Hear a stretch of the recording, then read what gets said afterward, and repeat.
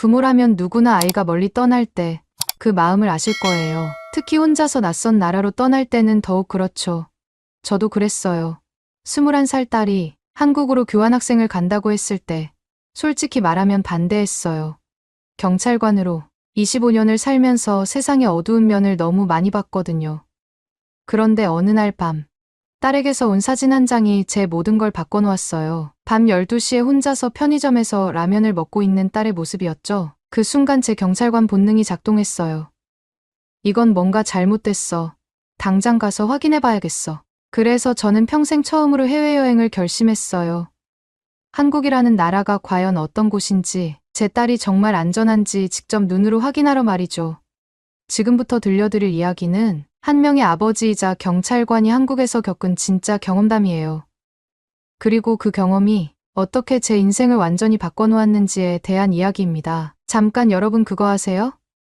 여러분의 구독, 좋아요, 알림 설정은 저에게 가장 큰 힘이 됩니다. 클릭 한 번으로 제게 큰 힘을 주시길 바라요. 제 이름은 마이크 톰슨이고 시카고 경찰서에서 25년째 근무하고 있어요. 시카고 사우스사이드 지역 담당 경찰관으로 일하면서 온갖 범죄 현장을 다 봤죠. 총격 사건, 강도, 마약 거래까지. 하루도 조용한 날이 없는 곳에서 살다 보니 자연스럽게 세상을 바라보는 시각이 경계심으로 가득 찼습니다. 집은 시카고 교외의 조용한 주택가에 있어요. 아내 캐롤과 함께 23년 전에 구입한 투 베드룸 하우스인데 당시엔 신혼부부에게 꽤 큰 집이었죠. 나당에는 제가 직접 설치한 보안 카메라가 4대나 있고 현관문과 뒷문엔 이중 잠금 장치를 해놨어요. 직업병이라고 할 수도 있지만 경찰관으로 살다 보면 집 보안에 신경 쓰지 않을 수가 없거든요. 우리 딸 엘리샤는 21살이에요. 어릴 때부터 제 순찰차 뒷자리에 앉아서 출근길을 함께 했던 기억이 생생합니다. 유치원 다닐 때는 아빠 직업이 경찰관이라는 게 자랑스러워했는데 중학교에 올라가면서부터는 제가 너무 엄격하다고 투덜거리기 시작했어요. 특히 고등학교 시절이 가장 힘들었죠. 친구들과 저녁에 영화 보러 가겠다고 하면 저는 무조건 반대했어요. 시카고 시내 영화관 근처에서 일어난 강도 사건들을 줄줄이 나열하면서 말이죠. 엘리샤가 운전면허를 따고 싶어 할 때도 한참을 고민했어요. 10대 운전자들의 교통사고 통계를 보여주면서 최대한 늦추려고 했죠. 아빠는 너무 걱정이 많아요. 엘리샤가 항상 하던 말이었어요. 하지만 제가 매일 보는 현실은 달랐습니다. 젊은 여성들이 밤늦게 혼자 다니다가 당하는 사건들, 대학생들이 파티에서 마약에 노출되는 경우들, 신문에 나지 않는 사건들까지 포함하면 정말 끔찍한 일들이 매일 벌어지고 있었거든요. 대학교 진학할 때도 마찬가지였어요. 엘리샤는 시카고 대학교 국제관계학과에 진학했는데 캠퍼스가 하이드파크 지역에 있다는 것만으로도 저는 불안했어요. 그 동네도 가끔 강도 사건이 발생하는 곳이거든요. 매일 밤 엘리샤에게 문자를 보냈어요. 집에 안전하게 도착했니? 오늘 늦게 들어가는 일 없지? 이런 식으로요. 그런데 작년 가을, 엘리샤가 갑자기 교환학생을 가고 싶다고 했어요. 처음엔 캐나다나 영국 같은 곳인 줄 알았죠. 그런데 한국이라고 하더라고요. 한국. 거기가 어디야? 솔직히 말하면 저는 한국에 대해 거의 아는 게 없었어요.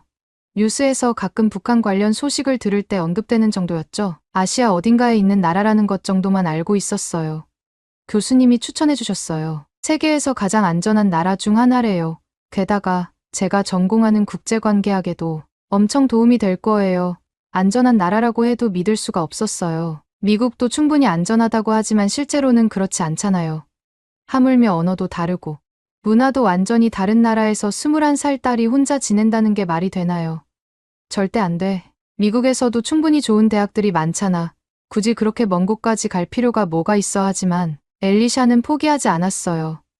며칠 동안 한국에 대한 자료들을 가져와서 저를 설득하려고 했죠. 범죄율이 얼마나 낮은지, 대중교통이 얼마나 발달했는지, 의료 시스템이 얼마나 좋은지 이야기했어요. 하지만 저는 여전히 반대했어요. 가장 큰 이유는 통제할 수 없다는 거였어요. 시카고에 있으면 제가 딸을 지킬 수 있어요. 무슨 일이 생기면 바로 달려갈 수 있고, 어떤 동네가 위험한지도 알고 있죠. 하지만 한국은 너무 멀어요. 비행기로 15시간이나 걸리는 곳에서 무슨 일이 생기면 어떻게 해야 할지 막막했어요. 결국 엘리샤는 아내 캐롤과 함께 저를 설득했어요. 마이크, 딸도 이제 어른이야. 언제까지 우리가 지켜줄 수는 없어. 이런 경험도 딸에게는 중요한 성장 과정이라고 생각해 캐롤의 말이 맞다는 걸 머리로는 알고 있었지만 마음으로는 받아들이기 어려웠어요. 그래도 결국 허락했죠. 단, 조건이 있었어요. 매일 연락하기, 밤늦게 혼자 다니지 않기, 위험한 곳에는 절대 가지 않기. 엘리샤는 그 모든 조건에 동의했어요. 공항에서 작별 인사를 할 때가 가장 힘들었어요. 21년 동안 제 곁에 있던 딸이 그렇게 멀리 떠나간다는 게 실감나지 않았죠. 부디 아무 일 없이 6개월만 무사히 지내다 와라. 속으로 수십 번 기도했어요. 처음 몇 주는 괜찮았어요. 엘리샤가 매일 사진을 보내주고 영상통화도 자주 했거든요. 한국 음식 사진, 대학교 캠퍼스 사진, 새로 사귄 친구들과의 사진까지 생각보다 잘 적응하고 있는 것 같아서 안심했죠. 그런데 그날 밤, 제 평온한 일상이 완전히 뒤바뀌었어요. 오후 근무를 마치고 집에 돌아와서 저녁을 먹고 있는데 핸드폰에서 메시지 알림이 울렸어요. 엘리샤에게서 온 사진이었는데 처음엔 그냥 일상적인 음식 사진인 줄 알았어요. 그런데 자세히 보니 뭔가 이상했어요. 시계를 보니 한국 시간으로 밤 12시가 넘어 있었고 배경을 보니 편의점 같은 곳에서 혼자 라면을 먹고 있더라고요. 아빠, 나 지금 라면 먹는 중이에요. 한국은 밤 12시에도 이렇게 혼자밖에 나올 수 있어요. 그 순간 제 머릿속이 하얘졌어요. 밤 12시에 혼자 편의점에서 음식을 먹고 있다고요? 게다가 그걸 자랑스럽게 사진까지 찍어서 보낸다고요? 이건 뭔가 심각하게 잘못된 상황이었어요. 다음 날 아침, 저는 바로 휴가 신청서를 작성했어요. 동료들은 제가 갑자기 한국에 간다고 하니까 모두 놀라더라고요. 마이크, 너 평생 시카고 밖으로 나간 적도 없으면서 갑자기 아시아까지 간다고? 하지만 저에게는 선택의 여지가 없었어요. 직접 눈으로 확인하기 전까지는 안심할 수 없었거든요. 비행기 예매부터가 대모험이었어요. 평생 해외여행을 해본 적이 없는 50대 경찰관이 혼자서 인터넷으로 국제선 항공권을 사는 게 쉬운 일이 아니더라고요. 캐롤이 옆에서 도와줬지만 여권 준비부터 시작해서 온갖 절차가 복잡했어요. 정말 가야 하는 거야? 캐롤이 걱정스럽게 물었어요.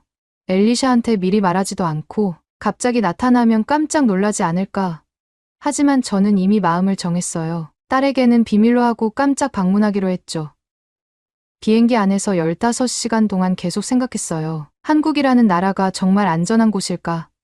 아니면 엘리샤가 저를 안심시키려고 좋은 면만 보여주는 걸까? 기내에서 한국 관련 다큐멘터리를 몇 개 봤는데 정말 깨끗하고 현대적인 모습이 나오더라고요. 하지만 여전히 반신반의했어요. 인천공항에 도착했을 때 첫 번째 충격을 받았어요. 공항이 정말 크고 깨끗했거든요. 시카고 오헤어 공항도 큰 편인데 인천공항은 그보다 훨씬 현대적이고 체계적으로 보였어요. 입국 심사를 받을 때도 직원들이 정말 친절하더라고요. 영어도 잘하고요. 공항에서 나와서 서울로 향하는 공항철도를 탔는데 이것도 놀라웠어요. 뒷차가 정말 깨끗하고 조용했거든요. 좌석도 편안하고 창밖으로 보이는 풍경도 생각했던 것과 달랐어요. 고층 아파트들이 쭉 늘어서 있는데 정말 잘 정돈되어 있더라고요. 서울역에 도착해서 지하철을 갈아탔는데 여기서 또 한 번 놀랐어요. 지하철역이 정말 크고 복잡한데도 표지판이 영어로도 잘 되어 있어서 길을 찾기가 어렵지 않았어요. 그리고 사람들이 정말 질서정연하게 줄을 서더라고요. 시카고 지하철에서는 상상할 수 없는 모습이었죠. 엘리샤가 다니는 대학교 근처 호텔에 체크인하고 나서 바로 딸에게 연락했어요. 엘리샤, 아빠야 지금 어디 있어? 아, 아빠 기숙사에 있어요. 왜요? 잠깐 밖으로 나올 수 있어? 중요한 얘기가 있어서 호텔 로비에서 딸을 기다리고 있는데 정말 떨렸어요. 딸이 얼마나 놀랄지 상상이 되더라고요. 10분 정도 지나서 엘리샤가 나타났는데 저를 보자마자 정말 깜짝 놀라더라고요.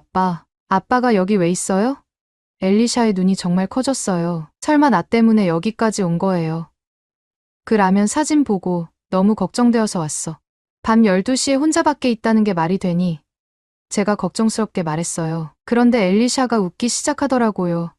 아빠, 정말 여기까지 그것 때문에 오셨어요? 여기는 정말 안전해요. 제가 증명해 드릴게요. 그날 저녁 엘리샤와 함께 서울 시내를 걸어 다녔어요. 명동이라는 곳에 갔는데 밤 9시가 넘었는데도 사람들이 많이 다니고 있었어요. 젊은 여자들도 혼자서 자연스럽게 걸어 다니고 있더라고요. 시카고였다면 상상도 못할 일이었죠. 아빠, 보세요. 여기 CCTV가 얼마나 많은지. 엘리샤가 가리키는 곳을 보니 정말 곳곳에 보안 카메라가 설치되어 있었어요. 그리고 경찰서도 가까이 있고 사람들도 많아서 전혀 무섭지 않아요. 이튿날 엘리샤는 저를 학교에 데려가 구경을 시켜줬습니다. 캠퍼스는 정말 크고 아름다웠고 학생들은 자유롭고 활기찬 분위기 속에서 생활하고 있었습니다. 그 중에서도 특히 놀라웠던 건 바로 도서관이었어요. 아빠, 여긴 밤 2시까지 열어요. 시험 기간엔 24시간 열기도 해요. 딸의 말에 저는 무심코 고개를 끄덕였지만 도서관 안에 들어선 순간 정말 믿을 수 없었습니다. 밤 10시가 넘은 시간인데도 도서관은 수많은 학생들로 가득했습니다. 각자 노트북을 켜고 공부하거나 조용히 책을 읽고 있었고 분위기는 평온하면서도 집중감이 흘렀습니다. 그 순간 제가 입 밖으로 무심결에 뱉은 말이 있었죠. 이 시간에 이런 풍경이 가능하다고? 말도 안 돼.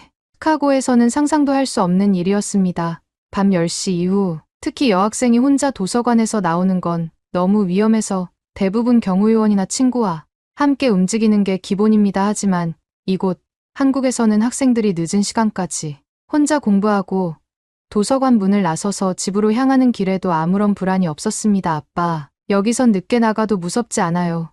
진짜예요. 엘리샤의 그 말에 저는 아무 말도 할 수 없었습니다. 그저 믿을 수 없는 광경 앞에서 스스로의 고정관념이 하나씩 깨지는 것을 느낄 뿐이었죠. 셋째 날에는 엘리샤의 한국인 친구들을 만났어요.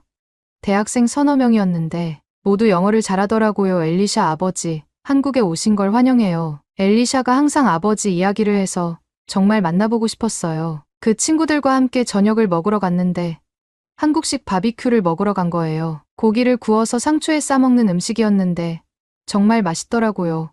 그런데 더 놀라운 건 그 친구들이 저를 대하는 태도였어요. 정말 정중하고 예의 바르더라고요. 아저씨, 미국 경찰관이시라니 정말 멋져요. 한국 드라마에서 본 것처럼 정말 총도 차고 다니세요? 호기심 가득한 질문들을 하면서도 정말 존중하는 마음이 느껴졌어요. 그날 밤 엘리샤와 그녀의 친구들과 함께 도착한 곳은 그녀가 사진을 찍어 보냈던 바로 그 편의점이었습니다. 작은 골목에 자리한 그곳은 24시간 문을 여는 곳이었고 밤 11시가 훌쩍 넘었음에도 불구하고 손님들이 끊이지 않고 들어오고 있었죠. 아빠, 여기가 제가 사진 찍어서 보낸 그 편의점이에요. 엘리샤는 자랑스럽게 말했습니다. 가장 놀라웠던 건 그 시간에도 젊은 여성들이 혼자 라면을 사러 들어오는 모습이었습니다. 편의점 안 테이블에서 혼자 라면을 끓여 먹는 사람들도 있었고 그 누구도 신경 쓰지 않았습니다. 모든 것이 마치 오래전부터 정해진 일상처럼 자연스러웠습니다. 편의점 사장님은 저를 보자마자 알아보셨습니다. 엘리샤 아버지구나. 미국에서 오셨다고 들었어요. 영어는 잘 못하셨지만 따뜻한 미소와 몸짓으로 라면 끓이는 법까지 친절하게 알려주셨습니다. 그 순간 낯선 나라에서 느끼는 낯익은 정의 가슴이 뭉클해졌습니다. 그 편의점에서 딸과 마주 앉아 라면을 먹으며 저는 문득 시카고의 편의점이 떠올랐습니다. 미국이라면 밤 9시만 넘어도 편의점 앞에는 노숙자들이 누워있고 술에 취한 사람들이 휘청거리며 이상한 소리를 내는 일이 흔합니다. 심지어 큰 가방을 맨 사람들이 당당하게 문을 열고 들어와 진열된 물건을 쓸어 담고 아무렇지도 않게 계산도 없이 그냥 나가 버리죠. 그걸 강도라고 부르지 않고는 설명할 수 없는 장면들이 미국에서는 일상이었습니다. 그럴 때마다 점원은 경찰을 부르지만 대부분 도착하기 전에 도둑은 이미 사라지고 없습니다. 그런 세상에서 평생을 살아온 저에게 한국의 이 편의점은 마치 다른 행성처럼 느껴졌습니다. 사람들은 서로를 신뢰하고 밤에도 두려움 없이 거리를 걷고 낯선 이에게 미소로 인사를 건넸습니다. 그제야 저는 깨달았습니다. 딸이 보낸 그 라면 사진은 단순한 식사의 순간이 아니었습니다. 그건 한국이라는 나라의 안전함, 따뜻함, 그리고 일상의 평화를 보여주는 증거였던 것이죠. 마지막 날 아침, 엘리샤가 제게 뜻밖의 제안을 했어요. 아빠, 오늘은 제가 한국에서 가장 좋아하는 장소를 보여드리고 싶어요. 그리고 제 한국 친구들이 아빠를 위해 특별한 계획을 세웠대요. 첫 번째로 간 곳은 한강공원이었어요. 강변에 정말 넓은 공원이 있었는데 아침부터 많은 사람들이 운동하고 산책하고 있더라고요. 자전거 타는 사람들, 조깅하는 사람들, 돗자리를 펴고 앉아있는 가족들까지 정말 평화로운 모습이었어요. 아빠, 여기서는 밤에도 사람들이 와요. 한강에서 치킨을 먹으며 야경을 보는 게 서울 사람들의 로망이래요. 엘리샤가 설명해줬어요. 강 건너편으로 보이는 고층 빌딩들이 정말 멋있더라고요. 그곳에서 만난 할아버지 한 분이 정말 인상적이었어요. 매일 아침 여기서 태극권을 하신다고 하시더라고요. 영어를 조금 하셔서 간단한 대화를 나눴는데 한국에 온 걸 환영합니다. 딸이 정말 예쁘네요 라고 말씀해 주셨어요. 점심시간에는 엘리샤의 한국인 친구들과 함께 전통시장에 갔어요. 광장시장이라는 곳이었는데 정말 활기찬 곳이더라고요. 온갖 음식 냄새가 나고 상인들이 크게 호객하는 소리가 들렸어요. 아저씨, 미국에서 오셨다고 들었어요. 우리나라 전통 음식 드셔보세요. 한 상인분이 저를 보자마자 친근하게 말을 걸어주셨어요. 빈대떡이라는 음식을 주셨는데 정말 맛있더라고요. 가장 감동적이었던 건 그 상인분이 저에게 돈을 받지 않으려고 하신 거예요. 외국에서 온 손님인데 어떻게 돈을 받겠어요? 라고 하시더라고요. 결국 엘리샤가 설득해서 돈을 드렸지만 그 마음이 정말 따뜻했어요. 오후에는 엘리샤의 대학교 친구들이 특별한 장소로 안내해줬어요. 북촌 한옥마을이라는 곳이었는데 전통 한국 집들이 그대로 보존되어 있는 동네였어요. 아저씨, 여기는 조선시대부터 있던 집들이에요. 지금도 사람들이 살고 있고요. 친구 중 한 명이 설명해줬어요. 정말 신기했던 건 그런 오래된 동네에서도 안전하게 관광객들이 다닐 수 있다는 거였어요. 한옥마을을 걸으면서 외국인 관광객들을 많이 봤어요. 유럽에서 온 것 같은 커플, 일본에서 온 가족들, 동남아시아에서 온 젊은이들까지 모든 사람들이 편안하게 구경하고 사진을 찍고 있었어요. 아빠, 보세요. 이렇게 많은 외국인들이 한국을 안전하다고 생각하니까 관광을 오는 거예요. 엘리샤의 말이 맞더라고요. 만약 한국이 위험한 나라였다면 이렇게 많은 관광객들이 올 리가 없죠. 저녁에는 엘리샤의 친구들이 저를 위해 특별한 자리를 마련해줬어요. 한국 전통 음식을 파는 레스토랑이었는데 정말 고급스러운 곳이었어요. 아저씨, 오늘은 저희가 대접할게요. 엘리샤가 항상 아버지 자랑을 해서 꼭 한번 뵙고 싶었어요. 친구들이 정말 정성스럽게 준비해준 자리였어요. 식사를 하면서 그 친구들과 많은 이야기를 나눴어요. 한국의 교육 시스템, 문화, 그리고 젊은이들의 꿈과 목표까지 정말 성숙하고 예의 바른 젊은이들이었어요. 아저씨, 엘리샤는 저희에게 정말 소중한 친구예요. 한국 생활에 잘 적응할 수 있도록 저희가 계속 도와드릴게요. 그 말을 들으니 정말 안심이 되더라고요. 식사 후에는 한강으로 다시 갔어요. 이번에는 밤 시간이었는데 낮과는 또 다른 아름다운 모습이었어요. 강변에 설치된 조명들이 물에 반사되어 정말 환상적이더라고요. 아빠, 여기서 한국의 마지막 밤을 보내요. 엘리샤와 함께 벤치에 앉아 야경을 바라봤어요. 많은 사람들이 산책하고 있었는데 밤 10시가 넘었는데도 전혀 위험하다는 느낌이 들지 않았어요. 그때 옆에서 기타를 치며 노래하는 젊은이들을 봤어요. 사람들이 자연스럽게 모여서 함께 노래를 듣고 있었어요. 정말 평화로운 모습이었죠. 아빠, 이게 제가 사랑하는 한국이에요. 사람들이 서로를 믿고 함께 어우러져 사는 곳이요. 그 순간 정말 많은 감정이 몰려왔어요. 일주일 전까지만 해도 저는 이 나라를 전혀 모르고 있었어요. 딸이 위험에 처했다고 생각하며 급하게 날아왔죠. 하지만 지금은 완전히 달라졌어요. 다음 날 공항에서 작별 인사를 할 때가 가장 감동적이었어요. 엘리샤의 친구들이 모두 나와서 저를 배웅해줬어요. 아저씨, 안전하게 가세요. 엘리샤 잘 돌봐드릴게요. 그때 친구들 중 한 명이 저에게 작은 상자를 건네줬어요. 아저씨, 이거 받으세요. 특별한 선물이에요.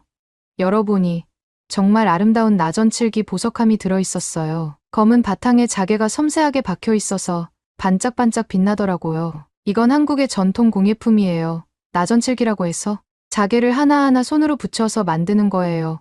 아저씨께서 한국을 이해해 주셔서 정말 감사해서 준비했어요. 그 친구의 설명을 들으니 눈물이 날 것 같았어요. 이렇게 정성스러운 선물을 준비해 주다니요. 엘리샤도 눈물을 글썽이며 말했어요. 아빠, 이제 제가 여기서 행복하게 지내고 있다는 걸 아시죠? 걱정하지 마세요. 그래, 아빠가 너무 걱정이 많았구나. 한국은 정말 안전하고 아름다운 나라야. 내가 여기서 좋은 경험을 많이 하고 돌아와 비행기 안에서 시카고로 돌아가면서 그 나전칠기 보석함을 계속 바라봤어요. 자개가 빛에 반사되어 무지개처럼 반짝이는 모습이 정말 아름다웠어요.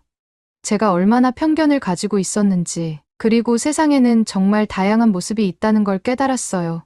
시카고에 도착해서 동료들에게 한국 이야기를 해줬더니 모두 놀라더라고요. 마이크, 내가 그렇게 극찬하는 나라가 있다니 믿을 수 없어. 하지만 저는 자신있게 말할 수 있었어요. 한국은 정말 특별한 나라야. 지금 엘리샤는 한국에서 남은 몇 개월을 보내고 있어요. 매일 보내오는 사진들을 볼 때마다 더 이상 걱정되지 않아요. 오히려 딸이 그런 좋은 환경에서 성장하고 있다는 게 자랑스러워요. 얼마 전에는 캐롤과 함께 다시 한국을 방문하기로 계획을 세웠어요. 이번에는 관광객으로 말이죠. 여보, 당신이 그렇게 좋아하는 한국이라는 나라를 나도 꼭 봐야겠어. 그 밤 12시 편의점 라면 사진 한 장이 제 인생을 바꿨어요. 딸에 대한 걱정으로 시작된 여행이 결국은 제게 새로운 시각을 열어준 선물이 되었죠. 지금 생각해보면 그 사진은 위험 신호가 아니라 행복 신호였던 거예요. 시카고 경찰서 동료들은 이제 저를 한국 홍보대사라고 놀려요. 마이크, 또 한국 이야기 시작하는 거야? 하지만 저는 자랑스럽게 말해요. 너희도 가보면 알 거야. 정말 특별한 나라라고. 지난주에는 정말 놀라운 일이 있었어요. 제가 담당하는 지역에 한국에서 온 교환학생이 길을 잃고 헤매고 있더라고요. 그 학생을 도와주면서 간단한 한국어로 인사를 했더니 정말 놀라워하더라고요. 경찰관님이 한국어를 어떻게 아세요? 그 학생에게 제 이야기를 해주니까 정말 감동해하더라고요. 한국을 그렇게 좋아해 주셔서 감사해요. 제가 부모님께 이 이야기 꼭 전해드릴게요. 엘리샤는 이제 한국에서 돌아와서 시카고 대학교에서 한국학을 부전공으로 추가했어요. 아빠 덕분에 한국에 대해 더 깊이 알고 싶어졌어요. 딸의 말을 들으니 정말 뿌듯하더라고요. 요즘 저희 집 거실에는 그 나전칠기 보석함이 가장 잘 보이는 곳에 놓여 있어요. 손님들이 오면 항상 물어보죠. 이거 정말 예쁘네요. 어디서 났어요? 그러면 저는 자랑스럽게 한국 이야기를 시작해요. 엘리샤가 보낸 마지막 메시지가 생각나요. 아빠, 한국에 와줘서 고마워요. 덕분에 아빠도 제가 얼마나 행복한지 알게 되었죠. 사랑해요. 내년 여름에는 정말로 캐롤과 함께 한국을 다시 방문할 예정이에요. 이번에는 제가 가이드가 되어서 아내에게 한국의 매력을 보여드리려고 해요. 벌써부터 어떤 곳을 보여줄지 계획을 세우고 있어요. 한국은 정말 특별한 나라입니다. 그곳에서 제 딸이 꿈을 키워가고 있다는 것이 이제는 걱정이 아니라 자랑이에요. 그리고 저도 그 덕분에 완전히 새로운 세상을 알게 되었죠. 가끔 생각해요. 만약 그날 밤 엘리샤가 그 사진을 보내지 않았다면 어땠을까요? 아마 저는 평생 한국이라는 나라를 제대로 알지 못했을 거예요. 정말 인생은 어떻게 바뀔지 모르는 것 같아요. 딸의 작은 사진 한 장이 아버지의 인생까지 바꿔놓다니 말이에요. 오늘의 이야기는 여기까지입니다. 오늘의 사연이 마음에 드셨다면 구독, 좋아요 부탁드리겠습니다. 소중한 시간 긴 이야기 끝까지 들어주셔서 진심으로 감사합니다. 앞으로도 더 좋은 사연으로 여러분을 찾아오겠습니다. 시청해주셔서 감사합니다.